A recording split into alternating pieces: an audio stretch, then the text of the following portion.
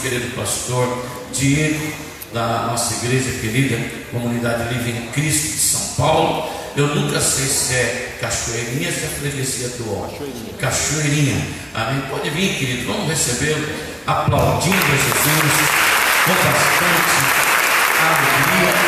Amém? Se quiser chamar eles, vocês estão em casa. Amém? Deus o use poderosamente. Glória a Deus. Obrigado. Paz seja com todos. Amém. Muito bom estar com vocês aqui mais uma vez, né? A gente tem sempre esse privilégio, ao menos uma vez por ano, de estarmos juntos na presença do Senhor. Amém? Vamos orar. Boa noite, paz seja com todos. Pastor Diego, libera as crianças para nós, que o pastor As crianças podem ir, Deus abençoe vocês pelo estudo lá, acompanhe as professoras. Vou falar que nem lá na igreja, não precisa correr, porque tem espaço para todo mundo, tá? Não precisa ter pressa. Vai devagar. Isso. Vai orar, pastor. Vai orar? Ó.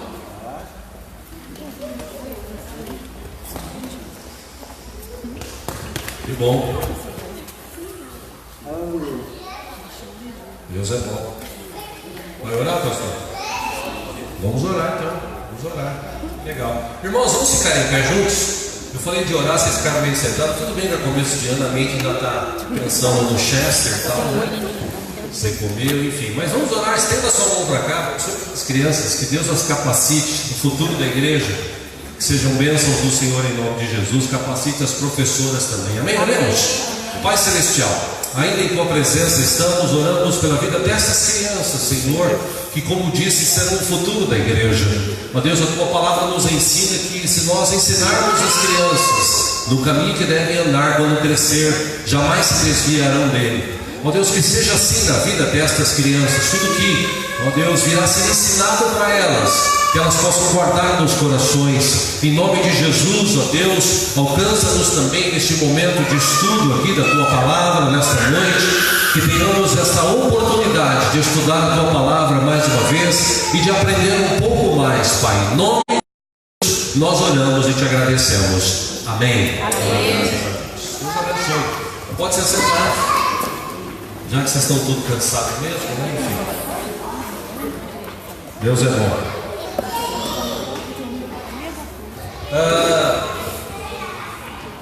Começar um trabalho como esse, de 12 dias, confesso que não é fácil. Vocês são corajosos e abençoados, porque a gente começou a fazer esse trabalho há muitos anos atrás, lá na igreja em São Paulo. Eram 12 dias. Mas infelizmente do sexto para o sétimo a turma não vinha, porque São Paulo é muito grande, a turma trabalha longe, muita gente atravessa a cidade para trabalhar, né? E aí a gente resolveu fazer como nós fazemos nesses últimos 10, 11 anos, acredito, 6 dias em janeiro e 6 dias em julho. E agora em janeiro o pastor já está conosco num desses dias, abençoando também a gente lá. A gente prefere dividir para ficar mais fácil para os irmãos participarem. E assim ficou bem melhor, né? Legal. Gostaria de tratar o assunto com os irmãos aqui. É um texto bíblico que eu gosto muito. Se você olhar na minha Bíblia, você vai ver que ela está grifada, uma parte importante desse texto. Texto que coloquei como regra de fé dentro do meu coração anos atrás. Final de 2018, eu comecei a orar e falar, pedir a Deus que trouxesse para a igreja um despertar, um novo modo de ver a questão do Evangelho, já que hoje a gente vive o contrário disso. Hoje as pessoas elas estão lendo menos a Bíblia. Dia desses eu mandei uma pesquisa que foi feita nos Estados Unidos, que quando você lê a Bíblia pelo 4 ou 5 vezes por semana, diminui-se o número de pessoas depressivas, brigas dentro de casa, pessoas com problemas financeiros. Foi feito um estudo nos Estados Unidos. Mas é essa geração que nós vivemos, essa geração não gosta muito de Bíblia. Inclusive até quando inventaram agora esse aplicativo no celular, a Bíblia no celular, legal, a pessoa nem carrega mais a Bíblia.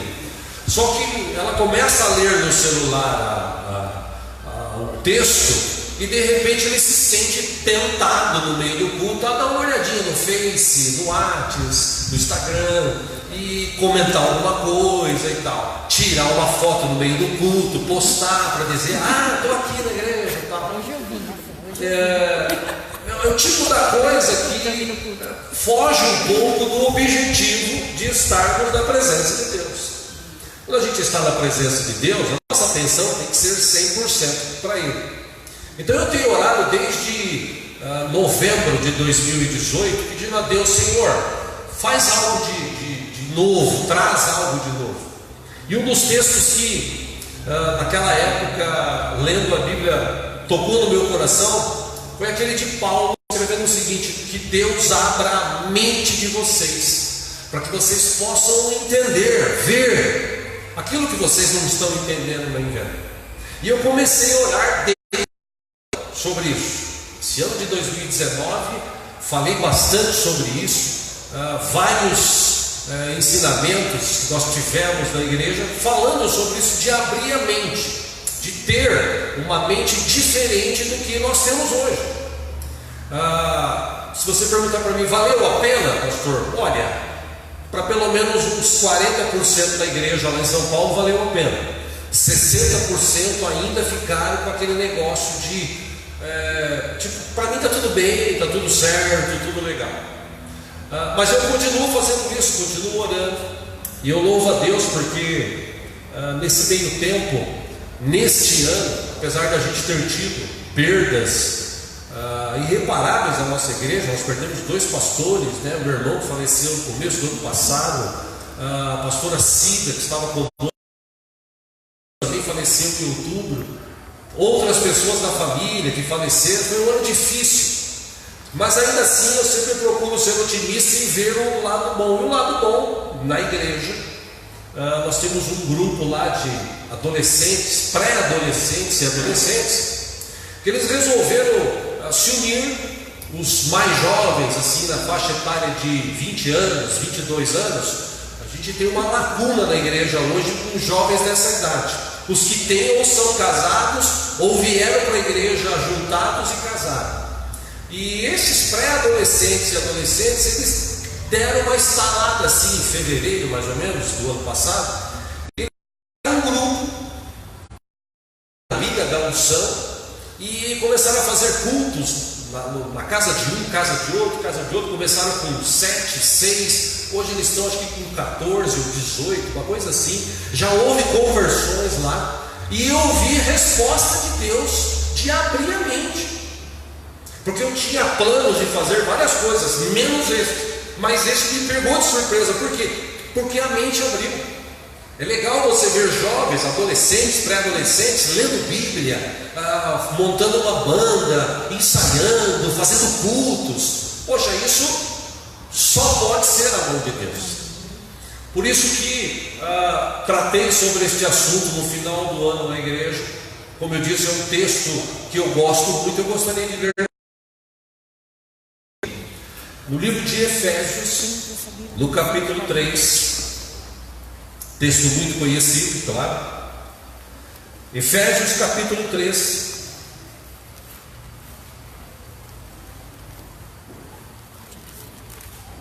Deus é bom, continua aqui. Se você quiser adorá-lo, pode. Aleluia. Glória a Deus. Enquanto você fica pensando na vida, os anjos estão falando: Santo, Santo, Santo é o Senhor dos Exércitos. Sua glória enche o templo. Aleluia. Mas vamos lá, capítulo 3, versículo 14. Se tiver algum irmão sem Bíblia do teu lado, se você puder repartir. A gente usa lá em São Paulo aquela versão NVI da Bíblia. Eu vou ler versículo por versículo. Se tiver uma letra, uma palavra, desculpe, diferente, o contexto vai ser o mesmo. Vamos lá, Efésios 3,14. Paulo escreveu à igreja de Éfeso Se você ler o capítulo 2, você vai ver que Paulo está falando algumas questões relacionadas à vida cristã. E coisas que talvez a igreja de Éfeso não entendia. E passou a entender quando leu essa carta lá que Paulo escreveu. Por exemplo, em Efésios capítulo 1, versículo 3, tem um texto maravilhoso que a maioria dos crentes não pratica. Deus já nos abençoou com toda sorte de bênçãos nas regiões celestiais. O texto é claro, Deus já nos abençoou. Mas hoje no século 21 está cheio de crente correndo atrás de bênçãos. Por quê? Porque ele não lê a Bíblia. Paulo já tinha falado isso. No capítulo 3 agora, por favor, versículo 14, na sua escrita ele diz: por essa razão eu ajoelho-me diante do Pai, versículo 15, do qual recebe o nome toda a família nos céus e na terra. Versículo 16: oro para que com as suas gloriosas riquezas Ele os fortaleça no íntimo do seu ser com poder, por meio do Espírito Santo ou do seu Espírito Santo. Versículo 17: para quê? Ora, para que Cristo a oração de vocês mediante a fé. E oro, ele diz, para que, estando arraigados e alicerçados em amor, versículo 18 ele escreve: vocês possam, juntamente com todos os santos, compreender a largura, o comprimento, a altura e a profundidade. Versículo 19: e conhecer o amor de Cristo que excede todo conhecimento, para que vocês sejam cheios de toda a plenitude de Deus. E 21, ele diz: aquele que é capaz de infinitamente mais do que tudo que pedimos ou pensamos, de acordo com o seu poder que atua em nós. Versículo 21: a Ele seja a glória na igreja e em Cristo Jesus por todas as gerações, para todos sempre. Amém. Amém. Se você crê nessa palavra, olha para a pessoa que está do seu lado e diga assim: Deus é capaz. Deus é capaz. Deus é capaz. Deus é capaz. Por que Deus é capaz? O texto diz isso. Sabe, meus irmãos, a gente tem recebido pessoas na igreja, lá em São Paulo, que hoje a gente vive um tempo de pessoas que estão desanimadas com a igreja. Por que desanimadas com a igreja? Porque ele ia na igreja e toda vez que ele ia, ele recebia uma palavra profética, um jargão popular que se cria, e está cheio de gente cansada disso. Eu mesmo, um dia desses lá na igreja, eu não sei o que o pastor Jair pensa sobre isso, me permita, eu vou falar a opinião dele, depois ele expõe para vocês. Mas hoje em dia tem um tal de colocar assim: esse é o ano da vitória, esse vai ser o ano da conquista, esse vai ser o ano do Reobote, esse vai ser o ano de Davi, o ano da restituição. Poxa, quando você determina isso, você está dizendo que naquele ano isso vai acontecer, e chega no final não acontece, porque as coisas não acontecem no tempo de Deus, conforme Ele quer. E aí essas pessoas que vão, que dão dinheiro, que entram nas campanhas e tal, essas pessoas chegam no final do ano, boa parte delas estão frustradas, e aí elas desanimam, elas saem das igrejas. E hoje nós temos um número cada vez mais crescente no Brasil de pessoas que estão se desviando, se afastando. Aliás, tem um estudo que o número de desigrejados e desviados no Brasil é quase metade do número de evangélicos que se tem hoje. Por quê? Porque essa pessoa, ela vai na igreja, ela recebe esse tipo de palavra, e ela põe essa esperança no que o cara está falando. Mas você está falando coisa da Bíblia? Às vezes sim. Por exemplo, usava-se muito há uns anos atrás para falar de prosperidade, dizia assim: Deus vai te colocar como cabeça e não como cauda. Aí a turma, então eu vou ser cabeça, eu vou ser patrão. Só que o texto não diz. O texto começa a dizer: os meus mandamentos e os meus preceitos, aí sim eu vou te colocar como cabeça.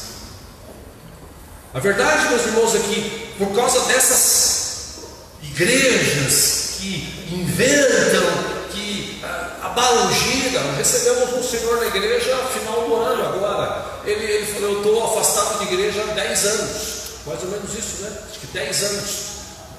E por quê? Porque eu cansei de igreja para receber bala ungida, vassoura ungida, sabonete ungido. E toda hora que eu ia, os caras falavam de dinheiro, dinheiro, dinheiro, dinheiro. Eu montei 4, 5, 6, 10 igrejas, parei. Vim aqui porque alguém me convidou e graças a Deus, quando eu não cheguei, eu ouvi algo diferente. Falei: amém, tomara que continue. Porque está cheio de gente cansada disso. Eu não estou aqui para dizer para você: esse ano vai ser o ano da tua vitória, esse ano vai ser o ano da... Não, eu não quero falar isso para você. O que eu quero te dizer é o que está contido na palavra. E a Bíblia que diz, eu vou te citar outros textos, mas nesse texto específico, Paulo está dizendo o seguinte: ele escreve para a igreja de Éfeso e fala assim: irmãos, se você tiver um relacionamento com Deus mais profundo, mais aberto, de mais inteligência, de mais raciocínio, de mais pé no chão, tem muita gente que fala: você precisa sonhar.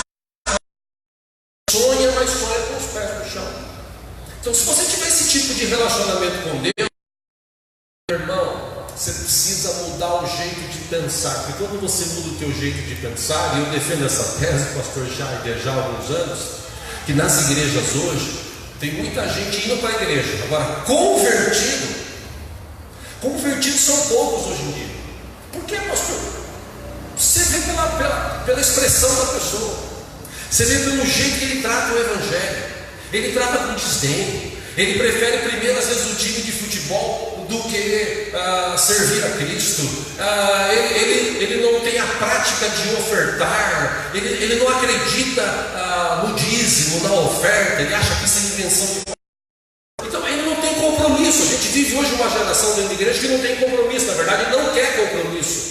A gente tem na igreja gente assim, gente que chega tipo, o culto começa às 6 da manhã, 6 da tarde. Tem gente que chega às 10, 15, 10 e meia. Por quê? Ele quer ouvir a palavra, ele não quer se relacionar com ninguém, ele quer ir na igreja, falar com Deus, terminou o culto, tchau. A gente está vivendo uma geração assim hoje.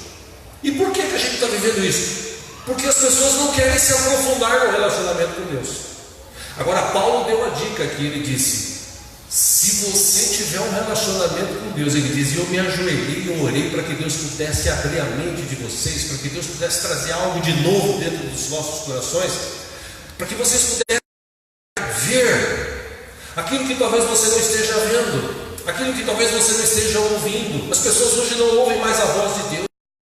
As pessoas hoje não conseguem ver mais Deus agindo nos bastidores. E Deus age nos bastidores. O irmão começou o culto falando sobre isso aqui. Você parou no farol, Deus já sabia que você ia parar. Você está andando com o teu carro, às vezes tem um desvio, você vai desviar. Deus está te livrando de um acidente, de alguma coisa. Deus age nos bastidores. É que a gente não vê essas coisas. A gente só quer ver coisa extraordinária e tal. E a gente precisa começar a ver aquilo que Deus tem feito nas nossas vidas. Aleluia.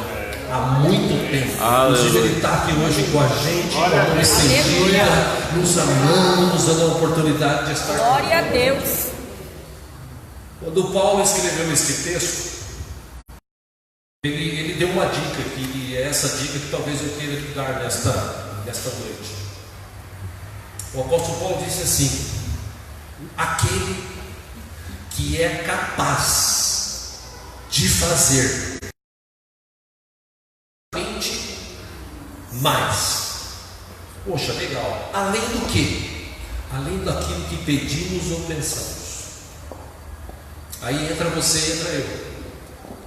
O que você tem pedido? O que você tem pensado ultimamente em relação à tua vida, em relação ao teu futuro? Como eu te disse, eu não vou prometer aqui, meu irmão, esse ano é o ano da tua vitória. Mas uma coisa eu posso te prometer: esse ano, durante os 363 dias que faltam para terminar, 362 dias que faltam para terminar, Deus vai estar contigo, Deus vai estar te guardando, Deus vai estar te sustentando. Amém. Deus vai estar trazendo coisas novas para você, caso você ouça. O salmista Davi, no Salmo 35, versículo 27, ele escreveu o seguinte: cantem e alegrem-se os que amam a minha justiça, e digam continuamente: o Senhor seja engrandecido, e o Senhor ama a prosperidade do seu servo. Deus tem prazer em nos abençoar. Amém. E por que ele então, por que eu não sou abençoado? Porque você ainda não entendeu o significado de estar na presença de Deus. Meu irmão, não venha para a igreja para ter coisas. Esse é o erro da maioria das pessoas que vão para a igreja. Eu vou para a igreja para ter coisa. Eu vou para a igreja para ser curado. Eu vou para a igreja para arrumar uma mina, para arrumar um ninho. Eu vou para a igreja para resolver aquele problema. Pode vir para a igreja para isso? Sim, mas venha para a igreja para ter um contato, um relacionamento com Deus profundo. Esse tempo que nós estamos passando aqui, Deus está conosco. A gente pode desfrutar da presença dele. Obrigado, Jesus. Meus irmãos, a Bíblia diz, não sou eu que digo, a Bíblia diz que só tem uma coisa que acontece na terra, que a festa dos céus.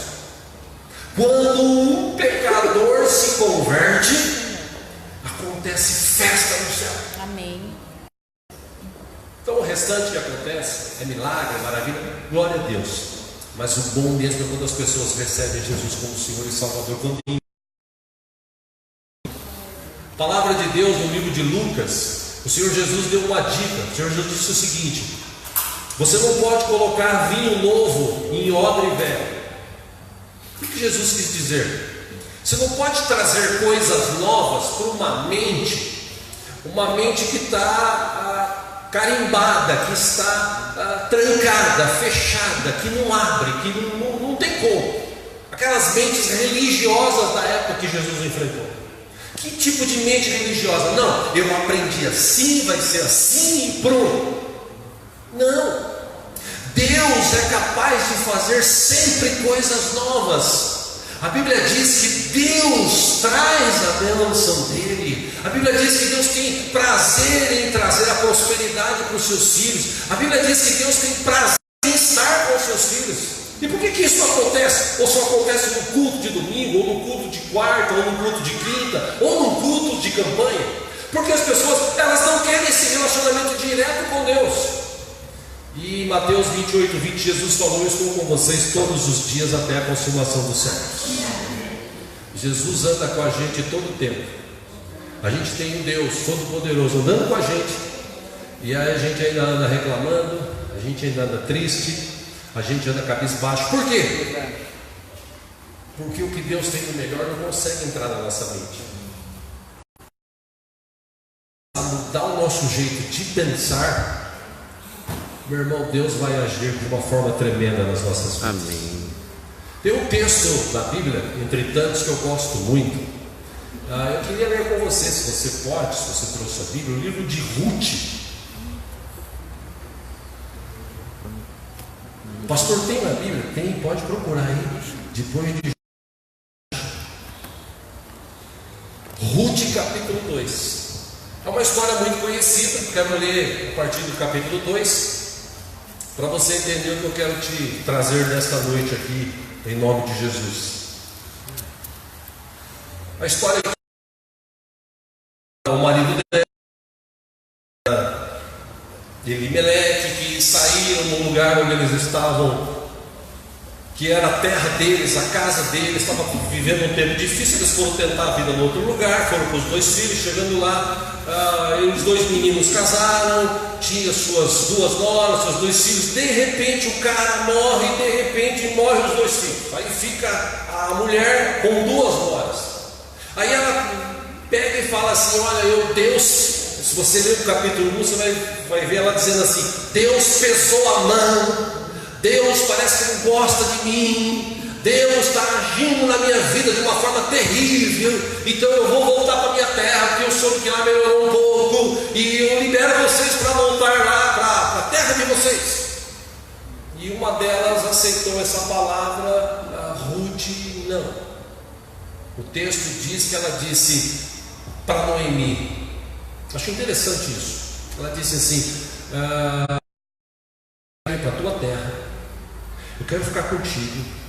Escuta, mas eu não vou ter mais, eu não tenho mais filhos, e mesmo que eu venha, quando ele crescer, você já vai estar velho, não vai ter jeito. Não, eu não estou preocupada com isso. Estou preocupado em andar contigo. O teu Deus vai ser o meu Deus. Que ela já tinha visto o que Deus tinha feito na vida do sogro e do marido. E elas voltaram para a cidade. Ruth voltou a se tornar uma terra nova. Noemi, voltando para a sua terra, as pessoas viram ela e disseram assim: olha, Noemi está voltando, que legal. Aí Noemi fala assim: não me chama de Noemi não, que Noemi quer dizer feliz.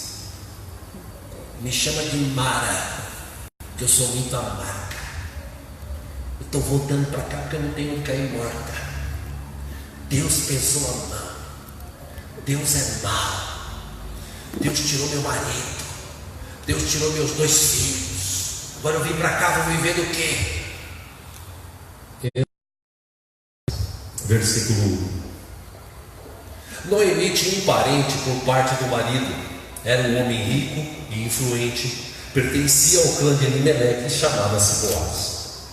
Versículo 2. Ruth, a moabita, disse a Noemi: eu vou recolher espigas do campo daquele que me permitir. Vá, minha filha, respondeu-lhe Noemi. Versículo 3. Então ela foi e começou a recolher espigas atrás dos ceifeiros. Aqui na NVI tem essa expressão casualmente. Mas quando você lê isso casualmente, você vê Deus agindo nos bastidores. Ela entrou justo na parte da plantação que pertencia a Boaz, que era do clã de Elimelec.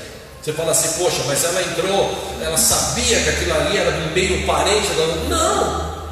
Ela falou: eu vou pegar espigas, a gente não pode ficar parado aqui pensando na morte. Vou trabalhar, vou me virar, vou dar um jeito. E ela entra justo no campo que era de alguém que pertencia à família do marido dela. Versículo 4. Naquele exato momento que ela entrou para colher ali, Boaz chegou de Belém e saudou os ceifeiros. O Senhor esteja com vocês. Eles responderam: o Senhor te abençoe. Versículo 5. Boaz perguntou: a quem pertence aquela moça? Versículo 6. O capataz respondeu: é uma moabita que foi. Versículo 7. Ela me pediu que a deixasse recolher e juntar espigas entre os feixes após os ceifeiros. Ela chegou cedo e está em pé até agora, só sentou-se um pouco no abrigo. Versículo 8. Disse então Boaz a Ruth: ouça bem, minha filha, não vá colher noutra lavoura, nem se afaste daqui, fique com as minhas servas. Versículo 9. Preste atenção onde os homens estão ceifando e vá atrás das moças que vão colher. Darei ordem aos rapazes para que não toquem em você.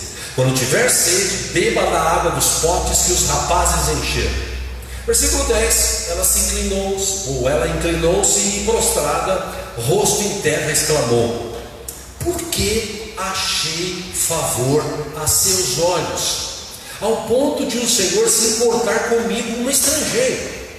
Versículo 11. Boaz respondeu: contaram-me tudo o que você tem feito por sua sogra, depois do seu marido, como deixou seu pai, sua mãe, sua terra natal, para viver com um povo que você nem conhecia bem. Versículo 12. O Senhor lhe retribua o que você tem feito, que seja ricamente recompensada pelo Senhor, cujas asas você veio buscar refúgio.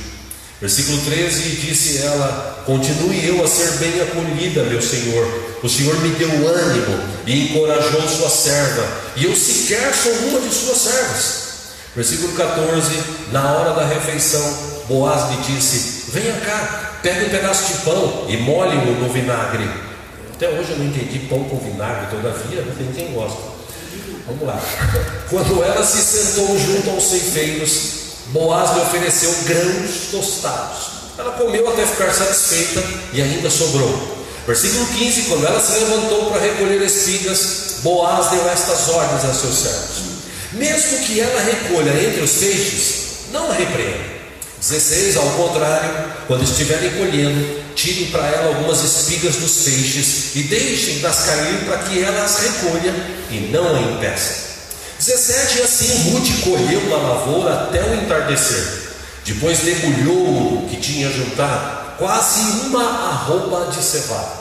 Versículo 18, carregou-a para o povoado, e sua sogra viu quando Ruth havia recolhido, o quanto Ruth havia recolhido, e quando ela lhe ofereceu o que havia sobrado da refeição. Versículo 19, a sogra lhe perguntou: onde você colheu hoje? Onde trabalhou? Bem com você.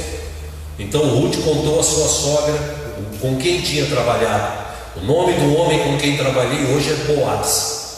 Versículo 20, Noemi exclamou: seja ele abençoado pelo Senhor, não deixe de ser leal e bondoso com os vivos e com os mortos. E acrescentou: aquele homem é nosso parente, é um de nossos resgatadores. Versículo 21, e Ruth, a moabita, continuou: pois ele mesmo me disse também, fique com os meus ceifeiros, até que termine toda a colheita. 22, então Noemi aconselhou a sua nora Ruth: é melhor mesmo você ir com as servas dele, minha filha, noutra lavoura poderiam molestá-la. Versículo 23, assim Ruth ficou com as servas de Boaz para recolher espigas até acabarem as colheitas de cevada e de trigo. E por último aqui continuou morando com sua sogra. Por que eu fiz questão de ler essa parte do texto?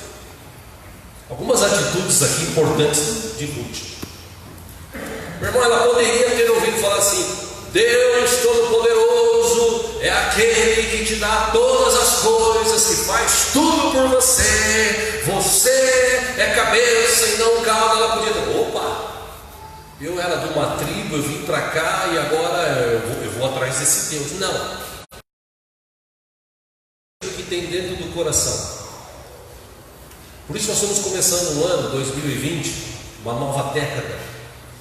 Que seja uma década onde eu e você possamos abrir a mente, deixar Deus agir na nossa mente para a gente entender e compreender o que Deus tem de melhor para aqueles que o amam. Amém. Pastor, como assim? Quando vai ser? Porque a expectativa das pessoas é assim: vai ser agora. Não, eu não vou denominar assim, ó, esse ano vai ser o ano da tua vitória. Porque talvez não seja esse ano, eu espero que seja, mas e se não for? Eu vou desanimar, vou desistir, vou embora para cá. Primeiro, essa moça aqui, ela tinha muita força de vontade. E uma das coisas que Deus mais vê no ser humano é aquele que, mesmo quando ele passa por dificuldade, passa por luta, ele tem força de vontade, ele vai à luta, ele não desiste. Fala muito isso do brasileiro. O brasileiro, ele nunca desiste e tal. Há controvérsia, porque tem muito cara aí jogando a toalha. Mas quando eu sou cristão, quando eu conheço o Deus que eu tenho, por maior que seja o problema, por maior que seja a dificuldade, eu creio. A partir do momento que Deus estender a mão, piscar no olho, está lá, muda. Por isso eu não desisto, eu vou continuar na presença dele. Essa mulher, ela tinha uma Deus do seu marido, do seu sogro e da sua sogra, que estava falando inclusive mal desse Deus. Mas ela não ligou, por quê? Porque acho que o momento, o tempo que ela viveu pouco ou muito com o marido, ela deve ter aprendido que o nosso Deus é um Deus bom, é um Deus misericordioso, é um Deus que nos ama. E ela disse: eu vou com ela, vou lá para a terra. Chegou lá, quando as mulheres viram Mara, foram todas para cima felizes. Ela ficou lá: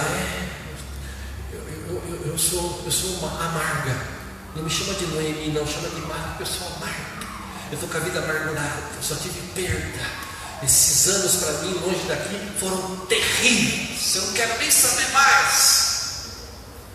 Ela não ouviu que a disse o seguinte: bom, a gente não pode ficar parado aqui esperando o tempo passar reclamando da vida. Amém?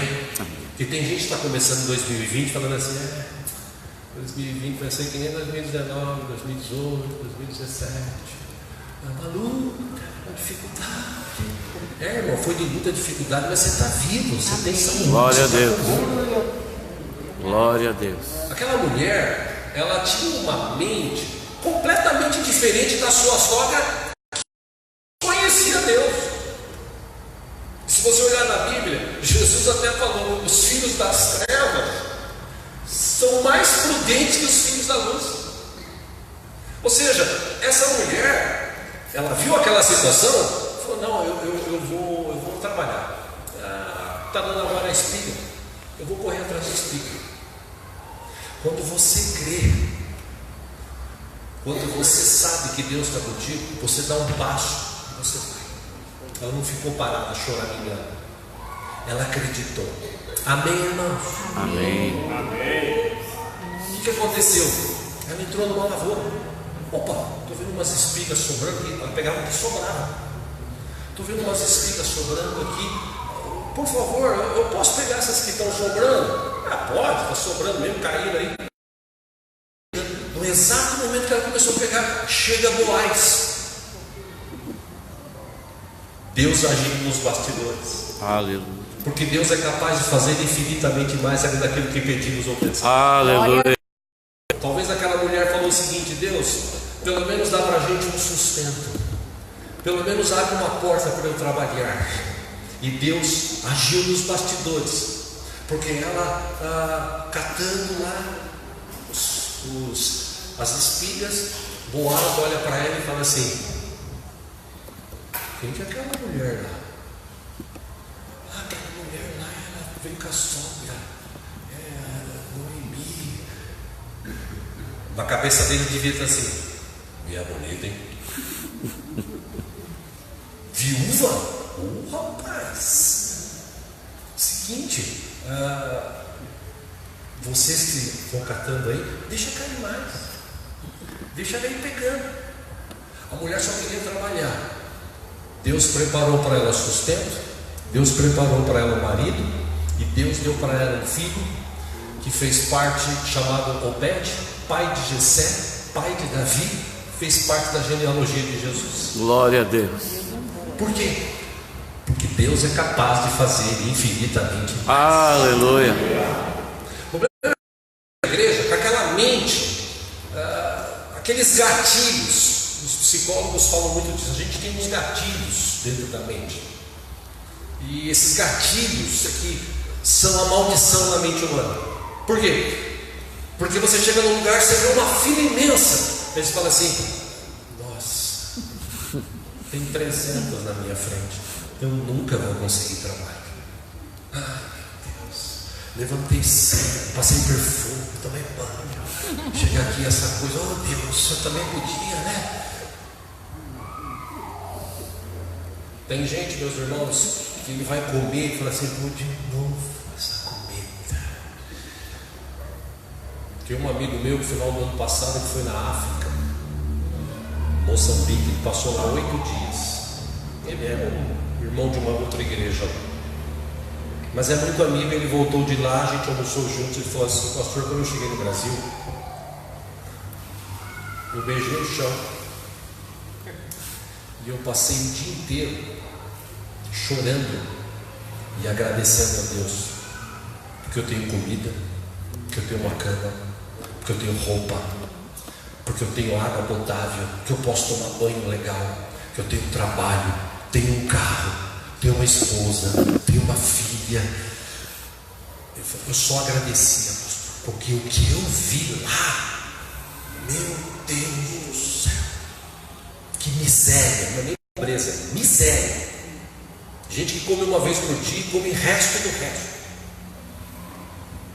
E tem gente que aqui está comendo e ele está reclamando. Meu irmão, vou te ajudar aqui a pensar sobre isso. Lembra do povo que saiu do Egito? Lembra do povo que saiu do Egito? Amém? De que jeito que aquele povo saiu do Egito? Livres, prósperos, livres por quê? Porque Deus libertou, eles eram escravos. Prósperos por quê? Porque o pessoal lá do Egito encheu eles de riqueza e falou: some daqui, vocês trouxeram só maldição para a gente. Eles saíram de lá cheios de ouro, de prata, de pano, de tudo quanto é coisa. E saudáveis por quê? Porque eles saíram de lá com saúde, foram caminhar uma jornada que não era para ser tanto que foi. Mas mesmo saindo de lá livres, prósperos, saudáveis, a mente deles era a mente de escravo. Mente de escravo. Então eles saíram no primeiro dia, aleluia, estão livres, Deus é bom, aleluia, até chegar na beira do mar. Aí eles olham para Moisés e falam assim: Moisés, não tinha túmulo suficiente, por isso você trouxe nós para cá. Atravessam o mar, vem um negócio, como diz o texto, né? Uma parede de água aqui, uma parede de água aqui, terra seca. O texto fala sobre isso. Eles atravessam, lá atrás uma nuvem segurando, ou uma coluna de fogo segurando os soldados. E eles atravessam, aí os soldados vêm, a água fecha, morre todo o exército do Egito. Do outro lado, Miriam pega um tamborim, as irmãs começam a cantar, dançar, Deus é bom, Deus deu a vitória, amém, glória a Deus, até o outro dia. Que no outro dia vem a mente escrava. Moisés, nós vamos comer hoje, Moisés. Deus vai mandar um maná. Vai vir do céu. Mas vocês pegam, e vocês pega só por dia. Não precisa pegar para amanhã, porque amanhã Deus vai prover. Só no sábado que vocês pegam dobrado, ou na sexta vocês pegam dobrado, porque sábado é aquele negócio do sétimo dia. Pois teve gente que pegou e falou assim: bom, amanhã, né? Vou pegar também. Chegou no outro dia, estava podre esse texto. Interessante, né? Aí, primeiro dia, e eu sei muito bem o que é isso, porque quando eu fui a Israel, uns 20 anos atrás, a gente levou bolacha para comer no almoço, porque não tinha dinheiro para pagar o almoço, mas a gente levou bolacha. Eu estava incluso café da manhã e janta. Café da manhã a gente se matava de comer, almoço comia bolacha e de noite se matava de comer na janta, né? Mais ou menos assim. Só que no 8º dia eu já não aguentava mais comer bolacha. E aí o que nós vamos fazer? Bom, tem um irmão, graças a Deus, abençoado, levou tangue. Aí a gente pegava água lá, comprava, botava num jarro, nós compramos, mexia no dedo e vamos, glória a Deus, bolacha. O povo do Egito não. Sabe o que o povo do Egito fez? Moisés, estou cansado de comer esse pão aí. Eu quero carne. Você tirou a gente de lá para vir aqui comer isso, quero carne. Porque lá eu trabalhava 10, 12 horas por dia, mas pelo menos eu comia carne. Mente escrava. Eles eram livres, prósperos, saudáveis. Amém? Amém. Sim ou não? Sim. Mas esse povo, a maioria deles, acima de 20 anos, exceto Josué e Caleb, segundo o texto, eles ficaram no deserto, porque a mente deles ainda era uma mente de escravo. Mas como Deus tinha que cumprir uma promessa, Deus cumpriu a promessa, porque Deus não falha, Deus cumpre a promessa dele. Amém. Na verdade, meus irmãos, voltando aqui para Ruth, essa mulher, ela tinha uma força de vontade, e essa força de vontade dela ficou bem clara nesse texto. Segundo, a submissão para com o que ela deve ter aprendido sobre o nosso Deus. A submissão dela em relação à sua sogra. A submissão dela em relação a Boaz, em relação aos caras que cuidavam, ao capataz. Ela era uma moça submissa. Ou seja, a força de vontade, a submissão dela fez com que ela fosse muito abençoada. Repito, porque Deus age nos bastidores. O problema de hoje e de muitos daquela época é que a mente ainda é escrava. Eu vou usar uma expressão que eu uso. Eu não gosto desse negócio de receber Jesus, porque a Bíblia diz que quem nos recebe é Deus, né? Aceitar Jesus. Eu recebo Jesus como Salvador, porque aceitar Jesus, a Bíblia diz que é Ele que nos aceita. E graças a Deus que Deus nos aceitou, né? Agora, eu recebo Jesus por quê? Porque eu tenho consciência de 3 coisas. Eu era escravo, mas Jesus vai me tirar da escravidão. do pecado. Eu vou viver livre do pecado. Segundo, eu tinha uma vida amarrada financeiramente falando, ou de questão de prosperidade. As coisas nunca iam para frente, as coisas não davam certo, com a questão do meu relacionamento, com a questão de amizade, de família. Mas Jesus entrou e trouxe o quê? Ele trouxe essa prosperidade, não de dinheiro, também de dinheiro, mas não de dinheiro. Ele trouxe essa prosperidade. Agora eu tenho uma família abençoada, filhos abençoados, a esposa abençoada, filhos abençoados, netos abençoados, amigos abençoados, irmãos em Cristo abençoados. Ou seja, eu estou vivendo uma vida diferente. Terceiro, Deus me tornou uma vida saudável. Porque amanhã ou depois, mesmo que eu venha a morrer, ainda assim, se eu permanecer firme, eu vou me encontrar com Deus lá nos céus e vou viver a eternidade com Ele. Amém. Ou seja, Deus mudou a história da minha vida, ou pelo menos deveria ter mudado. A questão é que a mente dos crentes de hoje ainda é aquela mente do mundo. Eu quero encerrar falando sobre isso, que essa mente do mundo, ela está ainda dentro das igrejas. Hoje as igrejas, elas querem se comparar ao mundo. E o interessante é que Jesus falou que nós somos a luz do mundo. Amém? Amém. Já leu essa palavra? Você, eu, nós somos a luz do mundo. Crê nessa palavra? Crê nessa palavra? Amém. Fala para a pessoa que está ao seu lado. Você é a luz do mundo. Você Mas de conta que é Jesus que está falando para você.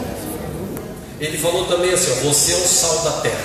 Sal da terra. Eu sou o sal da terra. Em nome de Jesus. O que Jesus quis dizer? Meu irmão, para que serve sal? Para dar sabor. E também você não pode ser aquele sal, tipo sal grosso, porque tem uns crentes sal grosso hoje em dia, né? Que em vez de dar sabor, ele salva a vida dos outros. E também você não pode ser aquele que Jesus falou, aquele insípido, aquele que parece sal, mas não tem sal nenhum. Dia desses eu preguei lá na igreja, usando essa analogia, porque saquinho de sal, tudo é sal, não é? Sim ou não? Você olha, você compra um saco de sal, você comprou um saco de sal. Ou seja, dentro da igreja, todo mundo é sal. Está dentro da igreja, cantando, batendo palma, falando aleluia, glória a Deus. Agora, lá fora, no meio das pessoas que não têm sabor, eu é que vou lá dar sabor, eu é que vou iluminar. De que forma? Pô, sou cristão, a minha mente foi renovada. Agora eu não dependo mais do mundo. Eu citei ano passado, mudou o governo e as pessoas estavam assim, agora o presidente Bolsonaro, ele vai, graças a Deus, mudar a história do Brasil. E realmente, ele está fazendo algumas coisas fantásticas. Apesar de falar umas bobagens, né? Mas está fazendo umas coisas fantásticas lá. Glória a Deus por isso. Você fala assim, não, agora o Brasil vai. Não. Independente de estar o Bolsonaro, independente de estar quem estiver lá acima dele, eu tenho um Deus que é capaz de fazer infinitamente. Aleluia. Eu não dependo da situação. Aleluia. Eu dependo de Deus. Se todo cristão tivesse essa mentalidade, a igreja oraria mais. Por quê? De que forma? Senhor, obrigado. Obrigado porque eu estou comendo hoje, Pai. Eu já vi uns crentes no almoço, por exemplo, num restaurante, num lugar,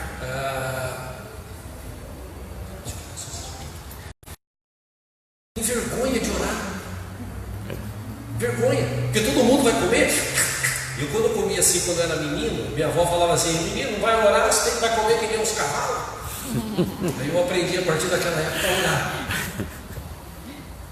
Senhor, abençoe esse alimento em nome de Jesus. Fecha os meus olhos.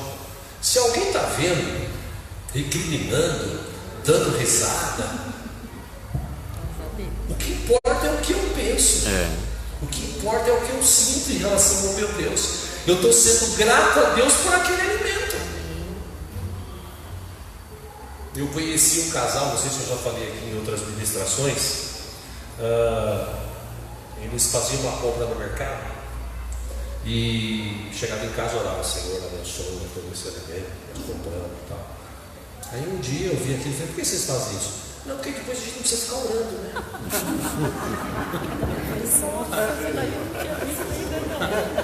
Cada louco com a sua maneira.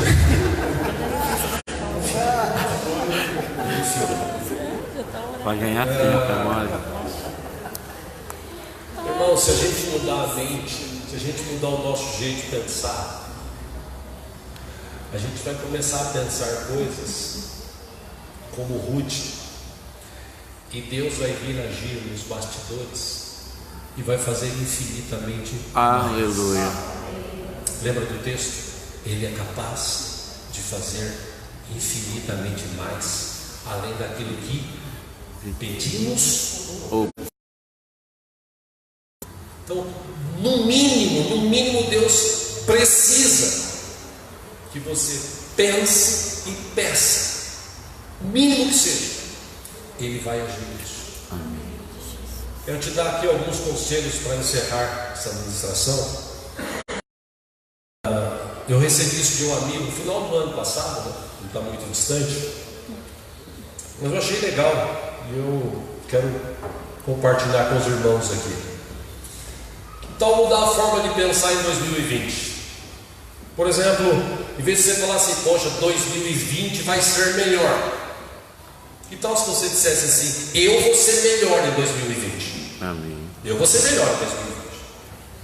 Em vez de você dizer que 2020 seja um ano excelente, e se você dissesse assim: eu vou ser uma pessoa excelente em 2020, eu vou procurar fazer tudo que eu fizer com excelência. Lá no meu trabalho, ninguém reconhece, não tem problema. Deus está vendo, Deus está agindo. Tudo que eu faço de recompensa. Eu sei que no final Deus vai agir e as coisas vão acontecer. Eu vou fazer com excelência. Que tal em 2020 você, em vez de pensar assim: Deus, o que 2020 me reserva? Você deveria pensar assim: o que eu estou reservando de mim para acrescentar na vida das pessoas, sendo sal, sendo luz em 2020.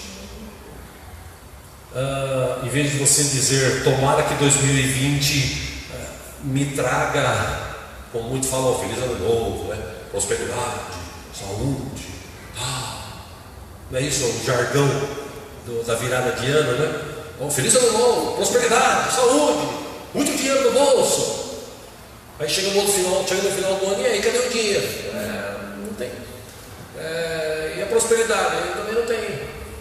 Mas e se você, em vez de dizer isso, você mudar a história e fazer o contrário? Assim: não, o que eu estou entregando, trazendo para apresentar a Deus da minha vida, do meu tempo? A ação hoje vai ser diferente, porque eu não vou ficar mais chamando o gato, né? Deus, já viu gente orando assim, né? Chamando o gato? Não, eu vou orar, eu vou declarar. Por quê? Porque tem poder. Amém. Amém. Então eu vou orar. Eu não vou ser mais que nem aquele povo escravo. Todo mundo, tenho que ir para a igreja hoje. Eu já tirei até o peso de várias pessoas lá na igreja. Graças a Deus, as pessoas hoje são dizimistas. Mas tinha algumas pessoas na igreja falando assim: tem que ser dizimista. E eu já preguei várias vezes e falei: você não tem que ser nada. Eu tenho que ser dizimista? Não. Quem te disse? Não, porque as outras igrejas falam que ser obrigado. Não, você não é obrigado a dar. A Bíblia diz o seguinte: se você não trouxer, provavelmente a bênção do Senhor não vai chegar na tua vida. Segundo, em 2 Coríntios capítulo 9, Paulo diz que tem dois tipos de pessoas. Dois tipos de pessoas. Guarda no teu coração. Leia lá depois em 2 Coríntios capítulo 9. Dois tipos de pessoas. Ele diz assim: aquele, ele está falando de Deus, que mente para o que semeia e pão para o que tem fome. Ok? Então, Deus nunca vai deixar a pessoa passar fome. Por que ele está falando desse que passa fome? Ou que come só o pão, entre aspas? Entenda o pão, uma vida bem mais simples. Por quê? Porque ele recebe semente. Deus te dá semente. Deus é que faz brotar a semente. E uma semente, se você lançar em determinado lugar, dependendo da semente, ela vai gerar uma floresta. O problema é que a gente não crê no poder da semente, no poder da palavra que sai da nossa boca, porque a palavra que sai da nossa boca é uma semente de bênção e de maldição. Amém, irmãos? Amém. A tua palavra tem poder. Então Paulo fala o seguinte: aquele que dá a semente semeia. Quem que é esse? Ele pega a semente, ele recebeu o seu salário, ele separa e ele semeia pela fé. Por quê? Porque ele sabe que aquele que dá a semente nunca vai deixar faltar. Glória a Deus. Mas tem gente que pega a semente e come a semente. Aí vai chegar uma hora que ele vai precisar colher e ele não tem nada plantado. Por quê? Porque ele comeu. Quando eu comecei a ensinar sobre isso na igreja, eu confesso que eu tirei peso das costas de muita gente, mas ao mesmo tempo essas pessoas entenderam o seguinte: por que eu semeio? Por que eu dou oferta? Por que eu dou dízimo? Que eu sou obrigado? Não. Eu faço isso porque eu tenho um Deus que é capaz de fazer isso. Aleluia. Você é daqueles crentes carocha que fica. Se é carocha, eu não sei, mas eu vou para a igreja. E por que você vai? Alegrei-me quando me disseram: Aleluia. Vamos à casa do Senhor. Aleluia. Não adianta você vir aqui 12 dias, chegar aqui no nono dia e falar: meu Deus, estou aqui pelo Deus, irmão, nem vem, irmão, não vai rolar. É, Deus. Você tem que se esforçar, você tem que vir como o Ruth foi catar lá as espigas. Eu não sei o que vai rolar, mas eu sei que Deus está agindo nos bastidores. Amém. Mesmo cansado, ainda assim, eu vou à casa do Senhor com alegria, porque eu estou nesse propósito de cumprir esses dias, e eu sei que Deus é capaz de fazer infinitamente mais.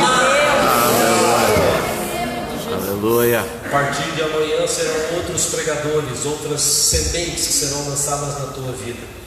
E se você tiver uma mente renovada, se você pensar diferente, deixar aquela escravidão para lá e viver esse novo tempo, meu irmão, vai chegar no final de 2020, você vai estar sentado aqui na frente dando risada. Por quê? Porque Deus é capaz de fazer. Amém. Aleluia. Eu ouso dizer que Deus vai até te surpreender. Amém. Amém. Amém. Crê nessa palavra?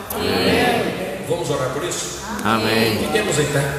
Aleluia, Jesus. Deus é bom. E Ele está aqui. Aleluia. Eu quero te encorajar a orar nesse instante. Mas eu digo assim, orar no seguinte sentido: Senhor, estou aqui. Vou começar 2020 diferente. Muda minha mente. Sim, Senhor, eu quero parar de reclamar. Sim. E quando eu reclamar, me lembra que eu já quero na hora pedir perdão e recolher essas palavras em nome de Jesus. Amém. Porque eu quero, ó Deus, estar na tua presença. Eu sei que o Senhor está comigo. Eu quero ser luz, eu quero ser sal onde eu estiver. E que a palavra que saia da minha boca saia para edificar vidas. Que a palavra que saia da minha boca seja os versículos que eu possa recitar. Se eu chegar numa fila, dizer assim: apesar da fila grande, o Senhor é o meu pastor e nada me faltará. Amém? Entendeu o esquema? Amém? Amém. Beleza? Podemos orar? Não Amém. pode deixar o gato aí não, tá? Por favor, senão vai entrar um monte aqui. Ore mesmo, declare ao Senhor. Deus está aqui. Glória a Deus. Crê nessa palavra? Glória a Deus. Fecha os teus olhos. Oh Deus. Ore agora, fale você com Deus. O que você quer para 2020? Deus. Quer a tua mente renovada? Oh Senhor, renova. Quer novos pensamentos? Aleluia. Quer uma nova vida? Obrigado. Quer ser sal? Quer ser luz? Peça ao Senhor, Ele está aqui. Sim. Aproveite a você. Sim, Deus. Oh Deus maravilhoso. Oh Senhor, move, Senhor Deus, minha mente, minha forma de pensar. Renova, Senhor Deus, a minha mente, Deus. Renova, Senhor Deus, a minha forma, Senhor, de pensar, ó Deus eterno.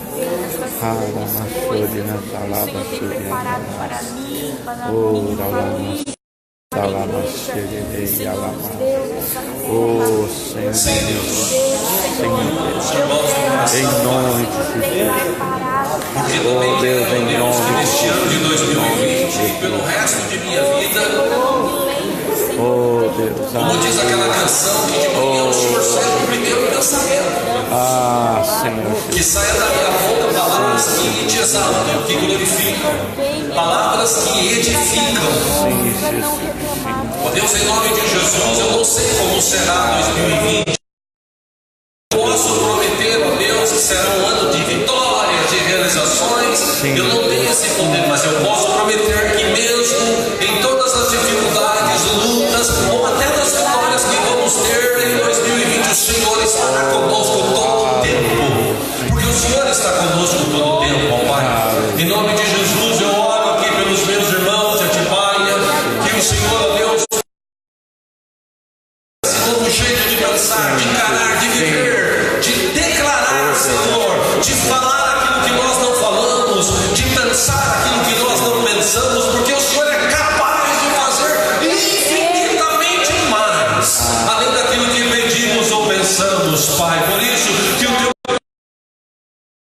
vida deste povo, desta igreja, Senhor, alcança o meu irmão e amigo pastor Jaime, pastora Cida, todas as congregações, igrejas, pastores, obreiros, ó Deus, em nome de Jesus, capacita os intercessores, os músicos, cantores, professores, traz, Senhor, essa mentalidade nova, cheia da unção. Somos a luz do mundo, somos o sal da terra. O Senhor declarou isso, que sejamos, Pai, aonde estivermos, a palavra certa no momento certo, para aquele que está triste, para aquele que está fraco, em vez de, ó Deus, falarmos o que não devíamos, que venhamos a falar aquilo que é necessário. Pai, que sejamos como Ruth, que ela, apesar das reclamações de sua sogra,